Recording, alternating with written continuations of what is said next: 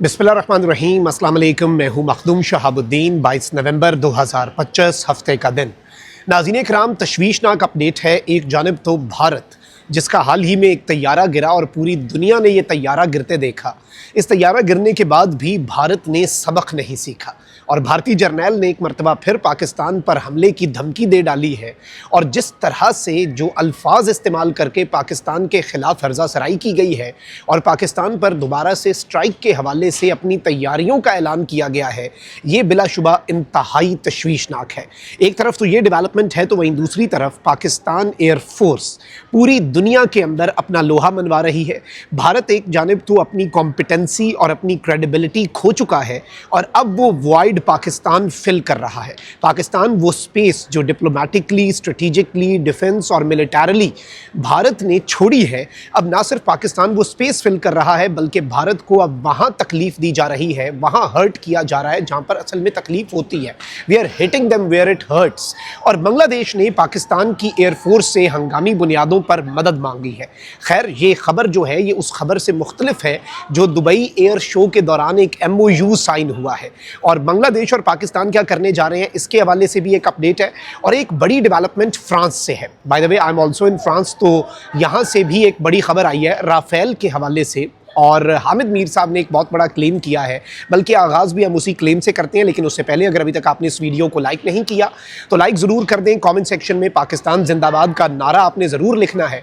और जिन लोगों ने चैनल को सब्सक्राइब नहीं किया उनसे मेरी ये दरख्वास्त है कि चैनल को भी लाजमी सब्सक्राइब कर लें। नाज़रीन करम, सबसे पहले तो मैं आपको ये बताऊँ कि हामिद मीर साहब ने ये क्लेम किया है कि उन्हें एक फ्रेंच कमांडर ने, फ्रेंच मिलिट्री के टॉप कमांडर ने, जिसके साथ उन्होंने तस्वीर भी शेयर की अपनी, कहते हैं कि उसने रिवील किया कि पाकिस्तान की जो एयर कॉम्बैट विक्ट्री थी, पाकिस्तान की जो फतह थी भारत के ऊपर, और भारत के मुकाबले में पाकिस्तान एयरफोर्स ने अपनी बर्तरी का सबूत दिया। उसके हवाले से उसने ये कहा कि problem was not in the Rafale, actually this jet was not used properly. वही बात जो पाकिस्तान के AVM औरंगजेब ने की थी उस टाइम पर एक प्रेस कॉन्फ्रेंस के अंदर कि Rafale is a very good machine, equally potent machine, बस इस्तेमाल कैसे करना है ये भी मैटर करता है, सिर्फ बेस्ट ऑफ द बेस्ट चीज़ लेना मैटर नहीं करता। और फ्रांस का कमांडर ये कह रहा है कि बिल्कुल पाकिस्तान जो है वो जीता, और याद रखिएगा यही वो फ्रांस है जिसकी कंपनी डिसॉल्ट जो है वो राफेल बनाती है। और भारत जो है उसके पास और ऑप्शन कोई नहीं है। अब भारत ने मजीद राफेल भी हासिल करने हैं, भारत की डील्स भी हैं। एक जानिब तो उसने ये बात कही कि भाई इन्हें चलाना नहीं सही आता, लेकिन दूसरी जो उसने बात कही वो खतरनाक है और तशवीशनाक है। उसने कहा कि India is now buying Rafales which can carry nuclear missiles as well. अब ये तशवीशनाक पहलू है, ये परेशान कुन खबर है जो कि हामिद मीर साहब ने दिया है कि भारत जो है वो अब जो राफेल खरीदे। अच्छा, एक चीज़ तो वैसे आलमी दुनिया को ये देखनी चाहिए कि इनके हाथ में ऐसी मशीन देना, क्या इस मशीन की क्रेडिबिलिटी को तो आप तबाह बर्बाद करेंगे ही करेंगे, लेकिन ऑन दी अदर हैंड आप अपने पूरी दुनिया का और इस खित्ते का जो अमन है उसे भी दाव पर लगाने के लिए क्या तैयार हैं। देखें ना, जंग होती है उसमें इनके तैयारे गिरते हैं। ट्रेनिंग के दौरान इनके 3 तैयारे गिर गए 2 हफ्ते पहले। एयर शो के अंदर इनका तैयारा गिर गया and they are blaming America अब कि भाई अमेरिका ने हमें इंजन नहीं सही दिया। मतलब वही बात है कि हर चीज़ दूसरे पर ब्लेम डालो और अपने आप के ऊपर नज़र ना रखो, ये तो फिर मुनाफकत की इंतहा है। अच्छा, अब इस सब के अंदर जो हामिद मीर साहब ने क्लेम किया है कि भारत अब वो राफेल ख़रीद रहा है, एक तो नेवी वाले वर्जन्स जो हैं, वेरिएंट्स जो हैं वो ख़रीद रहा है कि ताकि वो एयरक्राफ्ट कैरियर INS विक्रांत पर से परवाज़ कर सकें। और फिर इसमें यह भी बताया जा रहा है कि वो एटमी मिसाइलों से लेस जो फ्रेंच राफेल हैं जिन पे वो फिक्स किए जा सकें और जिन राफेल तैयारों के ज़रिए एटमी धमाके किए जा सकें, एटमी हमले किए जा सकें मुल्कों के ऊपर, भारत वो भी ख़रीद रहा है। इससे भारत की जो सोच है जारहाना वो भी आया होती है, ना अहली भी इसी एक ख़बर के अंदर है और उसकी जारहाना सोच भी।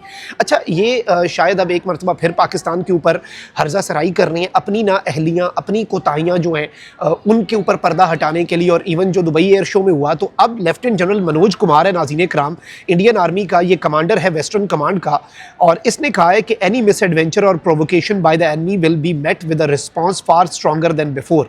These preparations are for that very purpose. यानी अब ये गया है मौके के ऊपर और इसने जंगी तैयारियों का जायजा लिया है।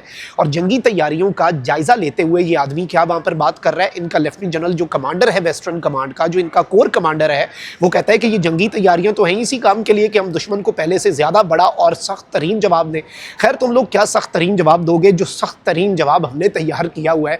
Our answer will be more brutal than the last adventure of India which was converted into a misadventure by Pakistan armed forces. और ये याद रखिएगा कि अमरीकी कांग्रेस के बाद अब फ्रेंच कमांडर तक पाकिस्तान की एयर सुपीरियॉरिटी और पाकिस्तान की मिलिट्री विक्ट्री जो है, मिलिट्री सक्सेस ओवर इंडिया जो है, उसके ऊपर सनद ठप्पा लग चुका है। अब इंडिया माने ना माने, देखिए मैं कहूँगा मेरा मुल्क जीता, इंडियन कहेगा मेरा मुल्क जीता, हमें कौन माने भाई। हम न्यूट्रल ऑब्जर्वर्स को देखते हैं, हम डिफेंस एनालिस्ट्स को देख रहे थे, वो सब यही बात कर रहे थे। लेकिन अब अमरीकी कांग्रेस की रिटन छपी हुई रिपोर्ट और फ्रांस के कमांडर की ये बात, ये छोटी चीज़ नहीं है, ये बहुत बड़ी डेवलपमेंट है। अच्छा देखिए, मुल्क जो होते हैं उन्होंने तो अपने तैयारे बेचने हैं। फ्रांस जो है वो मजीद राफेल बेचेगा, लेकिन फ्रांस को ये देखना होगा कि थोड़े से फ़ायदे के लिए कहीं राफेल की पूरी मार्केट जो है उसी को ना तबाह कर दे, क्योंकि भारत अगर आया इस मरतबा तो इस मरतबा 4 नहीं, इस मरतबा 40 भी गिर सकते हैं। और पाकिस्तान ने पिछली मरतबा जो रहम दिखाया था, इस मरतबा पाकिस्तान वो रहम नहीं दिखाएगा।